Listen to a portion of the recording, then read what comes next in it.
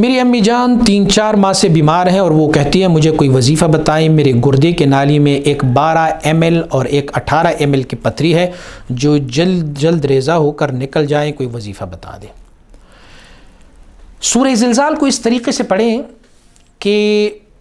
پڑھنا شروع کریں۔ اعوذ باللہ من الشیطان الرجیم، بسم اللہ الرحمن الرحیم، اذا زلزلت الارض زلزالها،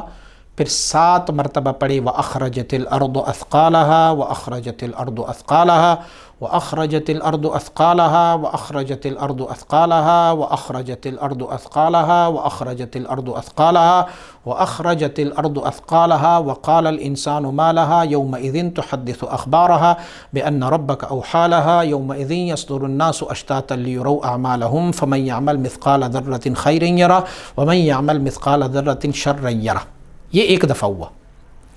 اسی ترتیب سے آپ 3 دفعہ پڑھیں گے، تو 3 دفعہ پڑھنے سے 3 دفعہ پوری کا پورا سورہ زلزال ہوگا اور اس میں 21 مرتبہ وَأَخْرَجَتِ الْأَرْضُ أَثْقَالَهَا ہوگا۔ ایک گلاس پانی پر دم کر لیا کریں، صبح نہار منہ، دوپہر کو اور پھر شام کو۔ اگر آپ تازہ پانی دم کر کے پئیں تو بہت مفید ہے، اگر آپ نے ایک دفعہ ہی پانی دم کیا ہے تو پھر بھی ٹھیک ہے، آپ تھوڑا سا صبح نہار منہ، پھر دوپہر کو، پھر شام کو اس پانی میں سے پیا کریں، تو انشاءاللہ العزیز آپ 3 دن یہ عمل کریں، اللہ رب العزت کی فضل و کرم سے آسانیاں ہوں۔